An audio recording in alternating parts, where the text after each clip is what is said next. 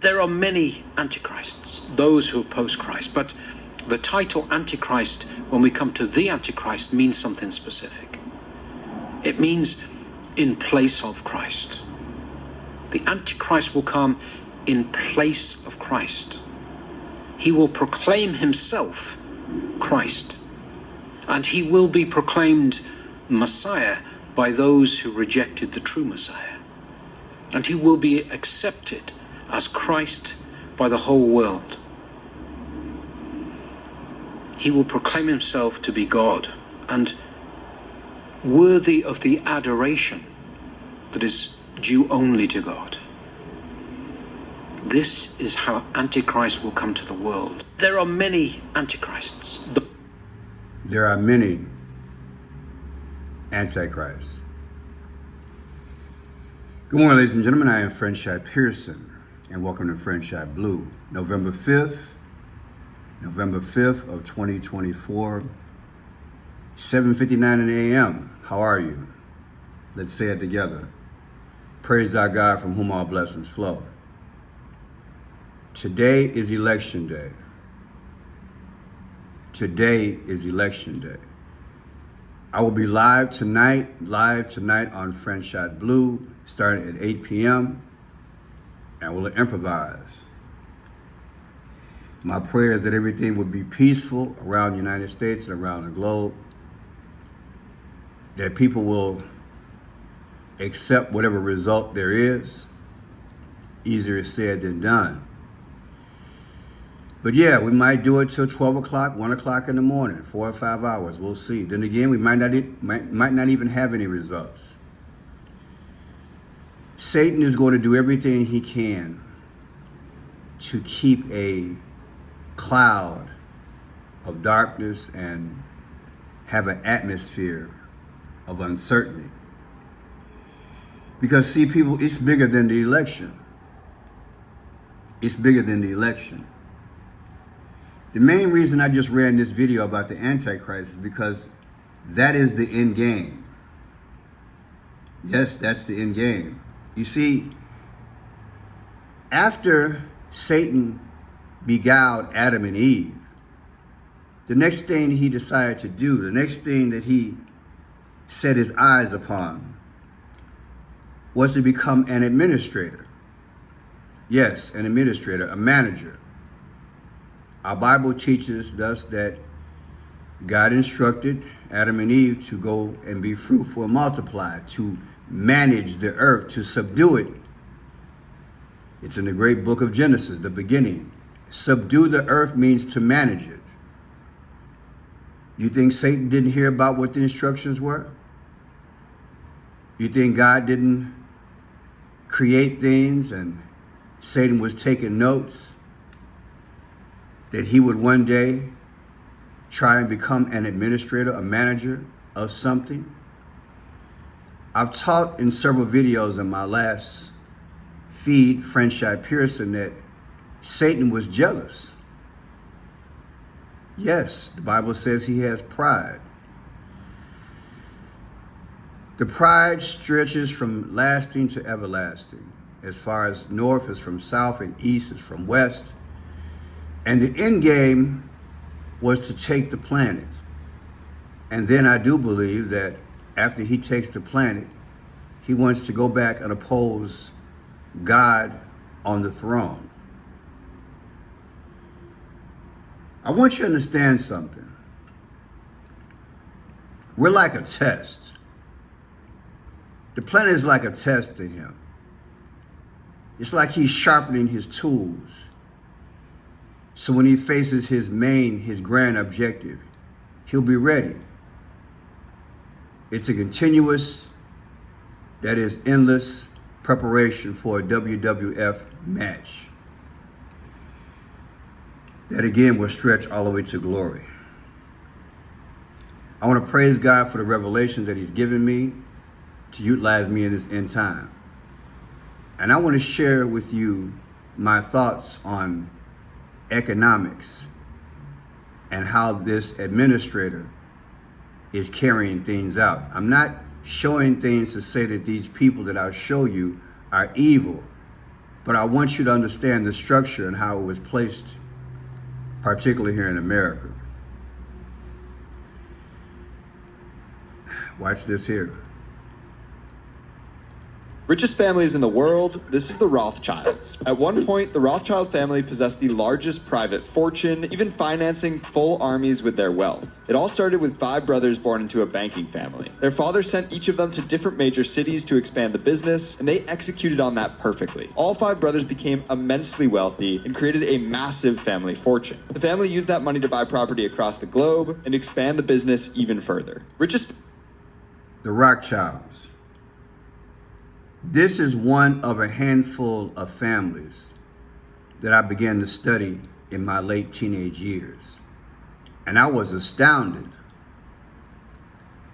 And I was more astounded once the internet kicked in and the news cycles churned out daily, weekly, monthly, quarterly, and yearly, filtered information that did not include the Rothschilds and other families in terms of their wealth and their power and their projections. And I was amazed by that, and I'm still amazed. Like I said in other videos, the most powerful people in the world are those you don't hear about on a daily basis. They put in front of us the Elon Musk. Do you understand? As if that is the goal. People, that's the exception. And I will play for you a video going forward, a conversation I had with myself after I had my live show yesterday. So I'm gonna play this and point out something right quick because it's masterful. Families in the world, this is the Rothschilds. At one point, the Rothschild family possessed the largest private fortune, even financing full armies with their wealth. It all started with 5 brothers born into a... 5 brothers. I want you to wrap your mind around that, and I want you to multiply that by other families and what they did, and the strategy that they set in place, an administrative type move to dominate, to conquer, to rule, and to place their mark on the earth, to set the world on a certain course and a certain trajectory. It's deep. Banking family. Their father sent... They went to Britain. The 5 kids went to Britain, France, watch this, each of them to different major cities Germany, Australia, to expand the business, and they executed on that perfectly. They went to 5 different regions of the world and Italy. Can you imagine that? The thought train behind that? It's deep, y'all. So I'm gonna read what I pinned down last night, and then I'm gonna play for you a video of which, again, I had a conversation with myself. Now, I believe that America has done us a disservice. I've said time and time again, America was not meant for you and me. The intent of the founding fathers, many of them, their heart was in the right place. But I would respectfully argue that there were those amongst them, the founding fathers, who had alternative motives. They were Judases. This is why I believe that it's not a coincidence 3 out of 5 presidents in America at the beginning of our country, 3 out of 5 presidents died on July 4th. That is no accident, and that's showing that you know what is not a coincidence. Evidently, those 3 presidents were out of line and opposed to a secret plan to set up a one world system. It has taken since July 4th,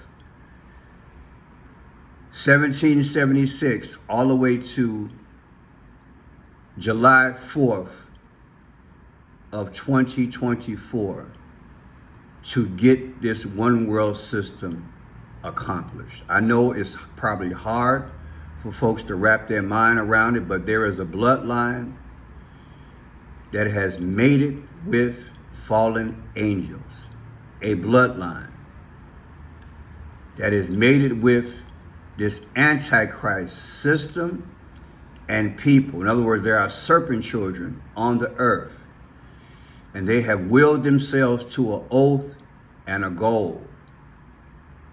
And they are working their will on our society. But the first thing they had to do was to recruit and gain an allegiance and an alliance and a pledge to go forth with that bloodline. And here we are. You're not going to hear this many times because, again, it is in secret. It's taken me decades to formulate and put something like this together. But I diligently read and I study and I see patterns. And there is no other aspect that I can see that makes more sense than what I am presenting to you. So imagine they knew in advance that conquering, investing in wars, it's deep. Let me just go there. Our educational system, our banking system, our political system, our religious system, everything had to be taken and gradually changed over through the generations, almost unnoticeably. Do you understand? America was not teaching to the masses in school investment strategies, how to set up dividends so your children can have dividend checks, wealth management classes, setting up wills and trust, etc. They did not teach us wills, trust, wealth management classes, investment strategies. They taught us the basics of what? Reading, writing, and arithmetic, but they did not give us and teach us deductive reasoning, stretching our cognitive skills, nor analytical thinking. To me, that was on purpose, because they did not want anything to rival that which they had planned. Understand how deep this thing is, not only in America, but around the world. Now, they got a segment of society that they glorify. In our generation, you can see, even as early as 12 years old, they get maybe like an eighth of our youth, and they have them to seek and have aspirations to become rappers, ballers, pimps, glorifying that lifestyle. Then hustlers, making hustlers and wards of the state. Once you get that felony on your back, they want the wheeler and the dealer. They want to put this in cinema. They want to put this in rap videos. And they want those type of men and women glorified. So you can look upon that as a means and way to break through, and you can get a piece of this American dream. As opposed to, like I said, they're not glorifying and teaching us investment strategies and wealth management. That's on purpose. And then they know the masses of young people. They're not worried about the older people in this generation and generations prior to this. The goal is to take the mindset of the youth and get them to look upon these images and keep them under control and then dummy them down. So again, Satan's first objective, he had his eyes on doing what? governing the earth, becoming an administrator. Now, the Rothschilds, again, they sent their sons out to different countries to set up economic and banking systems. And then they went and started investing in wars. Why would they invest in wars? People just like now, there's money in war. Do you understand? They don't care about who wins the war. They know that there's money in war. They know that when man wars, he's not listening to God. Again, they know, the powers understand throughout the world. If they cause conflicts, they can continue and build on conflicts. Because man is not praying diligently enough and seeking God's face to turn from his wicked ways so God can heal their land. So the Rothschilds allegedly, and other groups allegedly, they're funding wars to keep you out of the graces of God to be fruitful and multiply. Thus, the opposite is that I can build my dark kingdom. So I continue to invest in that which destroys God's present kingdom, even for the future. I said it's deep. Satan said, I'm going to deceive them and then become an administrator. It's deep. Now, they then, in the 60s and 70s, you guys know the deal, our recent history. They allowed drugs of all kind. Yes, they allowed drugs of all kind to be brought into America and even grown on our shores. So we could sling rocks, again, write rap songs, create rap videos, and then glorify that type of lifestyle. Then have X amount of bastard children from multiple and by multiple women, and then create projects for minorities, and then fund the women, not allowing the man to be in the projects, but giving and funding her home. So now the government has become the man of the household. And now she's having multiple bastard children. I'm not saying that they're bastards. What I'm saying is that the omission of and the doing away with the image of a man. It's divide and conquer. So again, a man is not creating his dynasty and setting his domain. The government and the powers are ruling the domain for generations, because the cycle is repeating and has repeated even in our generation.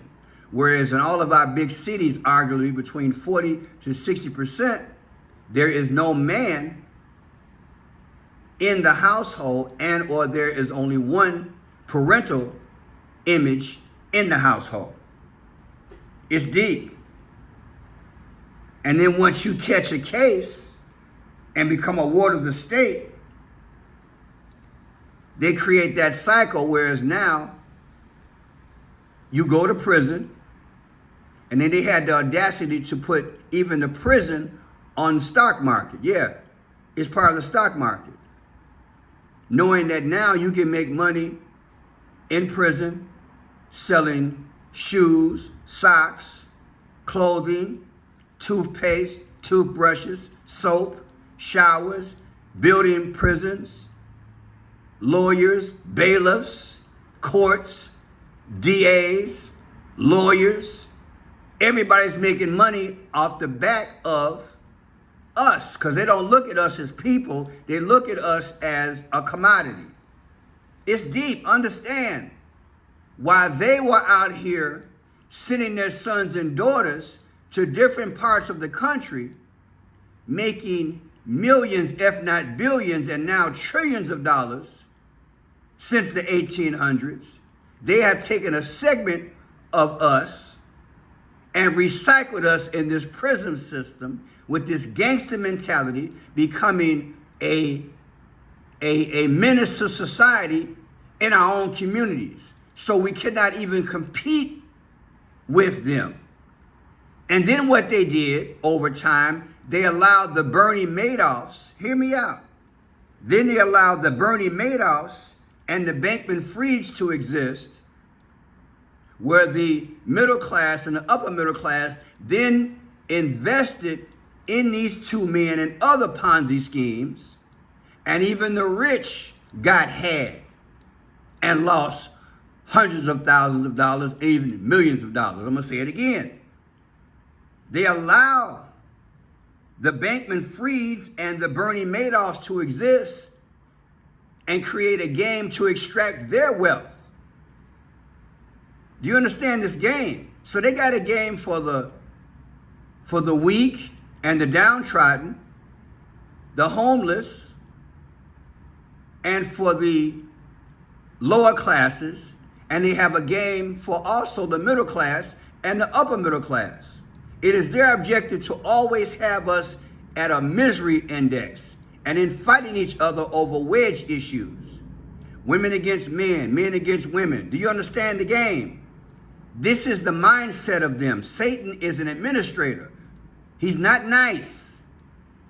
He is not nice. So understand what they have done. They could have stopped recently the Bankman-Fried. When you do your homework, you find out that Bankman-Fried, this guy who just went to New York jail less than 2 years ago, he cozied up to both sides of Congress. He gave money to both the political, that is the Democratic and Republicans. There are checks and balances in place through Congress where they have economic committees, where they can have a watchdog group watch up and coming people like Bankman-Fried. But they did not, and he was donating money. Reported that he in the future was going to give over $500 million to the Democratic Party. Do you understand? So now the Democratic Party, Republican Party, they're being funded by the money that was invested in this guy so they could, make a profit in trusting Bankman-Fried. Then Bankman-Fried then takes the money and gives it to Congress. And then to shut him up, allegedly, he's in a foreign country and they extract him from a foreign country and bring him to the States, basically to put him in jail so he can't talk, even though him and his girlfriend were talking. Do you understand the game? They shut him up, then they shut him down. So you couldn't get the 411, although you had a 911. And now you got people who lost, like I said, hundreds of thousands of dollars, if not millions of dollars. Where's the accountability from Congress? Do you understand the game? It's deep, y'all. It's deep. Now, what I want to do now is play a video because I began to talk to myself after I did my live last night. I did my live show last night on the streets. I might go out there today. And in the live video, what I did, I had a sea of voters in line. Welcome to watch this video. I appreciate you guys checking it out. There was over 3 blocks of people in line waiting to vote. When I got done with my live video, as I often do, I talk to myself, okay? And this is what I want to share with you, okay? So check it out. So I'm in the car. And I'm having a conversation with myself. These things happen from time to time. So this is a Friend Shop Pearson. Welcome to Friend Shop Blue. I just did a live. It should be up within about another 15, 20 minutes. But people, I was discussing economics in part. I was just on the north side of Chicago, on Belmont and Broadway, watching people vote, stand in line for up to maybe 3 hours. So I'm in the car now. I was just thinking more and more about economics. People, let me do a little bit more deep dive into this thing. The powers have deliberately ever since the founding of the country, and then once we pushed in through Congress in December of whatever that year was back in the maybe 1913, whatever it was, we created the Federal Reserve. Ever since those two entities came together, between the Federal Reserve and our Congress, you got to remember, why do I say Congress? Because Congress controls the purse. There is no war without money. You got to fund. You got to declare war through Congress, right? Right? You got to declare war. In my mind, you declare war. But look, to me, it's a wink and a smile from the president. But Congress will declare war, and they got to fund it. It's my understanding that they can only fund a war for 2 years, and then they got to vote on it. Either way, my point is this. America, I've said 1,000 times, America was never built for you. So let me go a little bit more detail. Your freedom is tied to your pocket. And the science of money is connected to the science of politics. And what they don't want you to know as a populace is that they don't want that thing that's on that parchment paper that says we the people, and that thing that you put in your pocket called a dollar bill.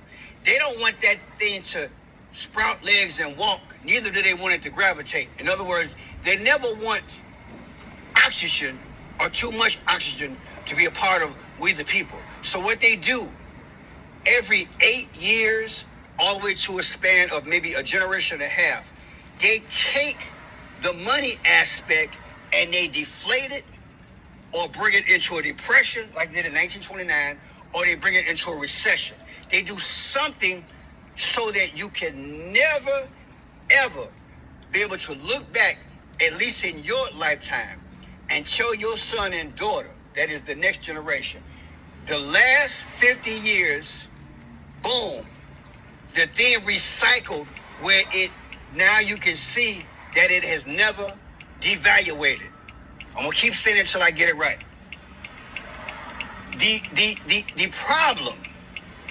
The problem with America economically is that they have gotten this thing down to a science where they have the political spectrum along with the economics, the Federal Reserve and Congress. They are not working in your best behalf. Why? When they sent the jobs overseas in the 50s, 60s, and 70s through Clinton, through Papa George Bush and others, they created a cycle of doom. What do I mean by that? Arguably between 40 to 60% in any big city, the factories went overseas. China, India, wherever they went to, they went overseas. People, everybody is not built to be a manager. Back in the day, they called these things lunch bucket jobs. So, for example, your great-grandfather or great-grandmother could go a block to maybe a mile and walk to work, and that one check took care of the whole family. But what they've done over the generations, they've made the economy worse, and they keep making these wars. That's why we're $34-35 trillion in debt. Debt is what they want. They look at us as units. They don't look at us as human beings. They look at us as a business, because America's a business. I don't care how many millions of people are in America. We are looked at as a unit. Okay, I make a tire. I make 1,000 tires. It's 1,000 people or 10,000 or 10 million people. They don't look at us as human beings. They look at us as units. I know I'm all over the place. What I want you to understand is this. They don't want, for example, the economy to continue to blossom longer than, let's say, 20 years. They got to bring a recession, a depression, a housing crisis, or something. They want it, make it contrary to what the Bible says in the book of Genesis. Be fruitful and multiply. I said in the live video, hallelujah, that an economy should be structured and built to flourish and maintain. Not this logic of everything that goes up and everything that rises should come down. No, that's what they That's what they created it to do. Because they are the genie in the bottle. They are the ones pulling rabbits out of the hat. They are the magician that you have trusted with running this economy, but they're the same one while you're at work. They're pulling the rug from up out of you so that 20, 30 years from now, once your kids get 18, 19 years old, guess what? They got to start from scratch. And now they got to strive to do what? Try to assimilate into this economy and try to make something out of themselves. So what happens is that you have this thing called exception to the rule. So now with every generation since the country was founded, you have the exception that we applaud. Those who parents got lucky and they either became millionaires or they had a business or they got a dividend check or whatever, inherited money through slavery. I'm not trying to be negative. I'm just speaking economics. So economically, that money, that wealth was passed on. But that's the exception, not the rule. If the economy is built on a more solid foundation whereby when you build, let's say 30 McDonald's, let's say in a state, there should be no such thing as that McDonald's going out of business unless they just don't know how to run the business. A factory should have never been sent overseas. It should have been stayed here. Because for every factory that goes overseas, let's say the average factory has 300 to 500 jobs. For every 300 and 500 jobs that we lost where we were making things, arguably we now have service jobs where we're not making anything. Or another way to put it, for every 300 to 500 jobs where we were making something, 50% of those people with every generation, 50% of those people may get lucky and get in a business in America where they're still making something. But the other 50% start doing how may I help you jobs. Think about it. Service jobs. All those service jobs do bring in an income. You cannot sustain a country by and large, long term, on service because it's tied into inflation and government spending. I want you to understand that. So what happens is that about the time you get to our economy with Joe Biden, it's not only exposing what Joe Biden did not do by wrecking our economy with his bad economic judgment, hurting the lifeline of the country, which is OIL, energy. When you do that, you do something diametrically opposed to running the engine of America. So I don't see anything different between Joe Biden going after OIL versus what Bush and Clinton did when they were president and sent jobs overseas. I don't see no difference. What it does, it's an economy killer. So with every generation, again, now you have service jobs. And so now, for example, people are losing their jobs in an inflationary spiral. And so what is my point of making this video?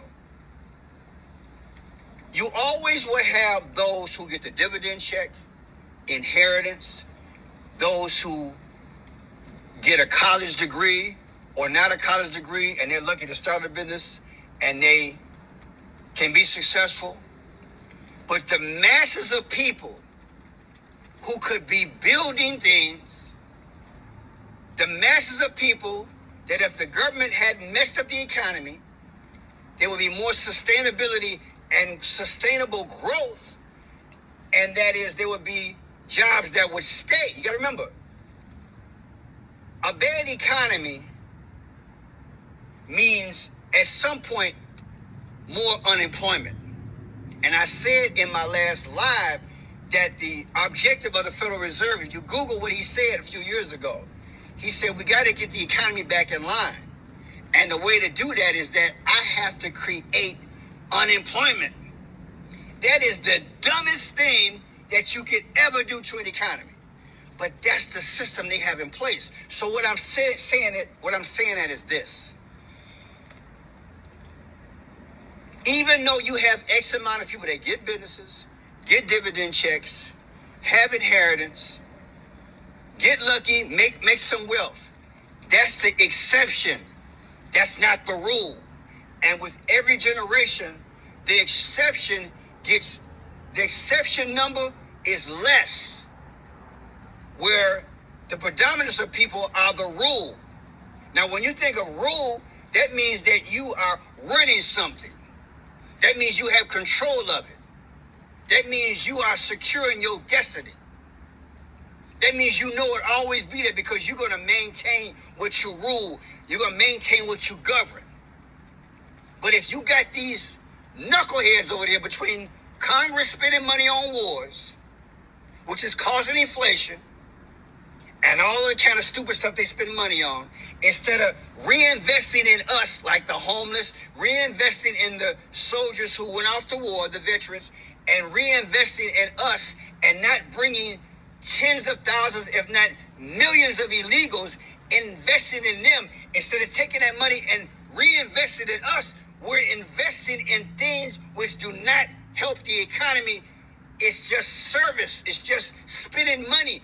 That hurts to look. Don't get me wrong.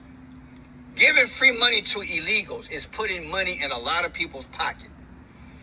But that's an inflation. That is an inflationary dollar. For every time you put a dollar out there that is not built in a structured economy, it weakens the how would you say? It weakens the purchasing power of your dollar. So let's say you got $100, and the Federal Reserve and your governors and your mayors give X amount of $1 million every year to illegals. Whatever dollar value that was 2 years ago, it has went down 20%. So $1,000 turns into $800. Or look at another way. That carton of eggs that was $1.49 is now $2.49 because you're just spending money instead of making goods. You understand what I'm saying? That's the trick bag they didn't put us in. Why? Because they're creating a universal system. Now, the point I'm making is this. Those who have been able to make it in this system, who make it, let's say, $100,000, $200,000, $500,000, and pass on some money to their offspring. That is the exception, not the rule. That's not a good economic base or system. We should be the rule and not the exception. Do you understand now? That's the conversation I was having with myself. We have been played. So every 15, 20 years, you got to almost start from scratch. That is, your offspring got to get out there and bust their butt because the exception doesn't have enough wealth to pass on to their offspring so they can be on so they can have an easier life. Because inflation is a problem, student loan is a problem in college, and just basic cost of living is a problem. When you are the rule rather than the exception, and now you are in a moment of Bidenomics. Oh, it's fighting. You in fighting mode right about now. And so what they have done, they have literally created a system, an economic system whereby It's based on the exception and not the rule. And like I said at the beginning, they never let we the people get enough oxygen. Because if you ever get enough oxygen to the brain, you'll realize the dilemma that you're in. You'll be able to think. You went off to see the wizard and you put an order in. I got a heart. I got some courage. I can think. I can function. And now the country is living up to its creed. And now you understand what we the people was supposed to mean. Because now you see 2 and 3 generations where you can have your grandchild sit on your lap and say, man, 40, 50 years ago, this is how hard I worked. And now your daddy don't have to work as hard because the economy was bad then, but now it's great. The economic system that they put in order, that they put in place, now everybody's on easy street. Only the exception, and I'm not excusing. I'm not saying that those who worked hard versus those who didn't work hard. What I'm saying is that the exception. I have got off my butt since I was knee-high to a toothpick. I've been working. But no one taught me economics. I had to learn economics. I learned more economics through working in businesses than I did in school. They should teach us economics in grammar school from the start. That way you're investing in us, and we're not looked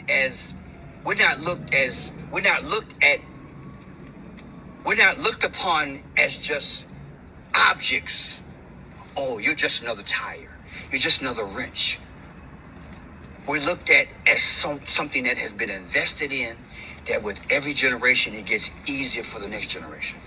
They don't want that. They always want the exception, never the rule.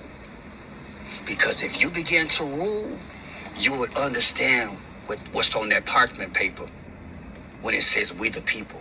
You will understand the Constitution, the Bill of Rights. You will understand what your real rights are. You will understand how it should be. The next generation would understand how it should be. The last generation would know how it should be. And you would fight like a living hell to maintain it. So what they have done since July 4th, 1776, they have made sure that you always have the exception as the rule, as opposed to as the rule being the rule. I know I was long-winded, but I had to get it out, and I hope you understand. God bless you. God bless America. It's deep. It's deep. You cannot have a flourishing economy with a Federal Reserve giving out free money and the Congress spending money like a drunken sailor on wars and other stuff. You can't do it. When your service economy means more than when your service economy means more to a Congress and a political framework than a economy based on making things, you know that's not your government. That's not your government. But they have sold this to us for generations. For generations, they have sold this. It's a termite. It's a Pac-Man. It just pecks. And it wears you the hell out over time. And that's what they did, give us a service economy over time. And now here we are. And it's hard to swim with this quicksand and this mud. And you old before your time. But they keep wiggling this carrot in your face every day, right? They keep wiggling this carrot in front of your face. Get the goal, get the goal, get the goal. when they should have just got on out the way and let the economy work the way it does naturally and grow it gradually so it can maintain. But they ballooned the economy on purpose so that every time they figured out a way to take it back, they took it back. Every time they saw that the next generation of the masses of people were going to flourish more than the present generation, they pulled the rug out from under you. That's what they've been doing. God bless you. God bless you. It's Monday night, November 4th, the day before the election. God bless. And now you can understand the perspective of the Antichrist. No challenge in the future, make us government dependent, make us internationally vulnerable, not making enough to sustain ourselves so we can blend with a one world system. The Antichrist, he's an administrator and he plans long term. There are many antichrists, those who oppose Christ, but the title Antichrist, when we come to the Antichrist, means something specific. It means in place of Christ. The Antichrist will come in place of Christ. He will proclaim himself Christ, and he will be proclaimed Messiah by those who rejected the true Messiah. And he will be accepted as Christ by the whole world. He will proclaim himself to be God and worthy of the adoration that is due only to God. This is how Antichrist will come to the world. There are many. And I was convinced through the last election between Biden and Trump, the key message that I got from this, the Holy Spirit showed me. The Dominion machine that counted the ballots was what they wanted you to understand in relation to not nationally, but internationally.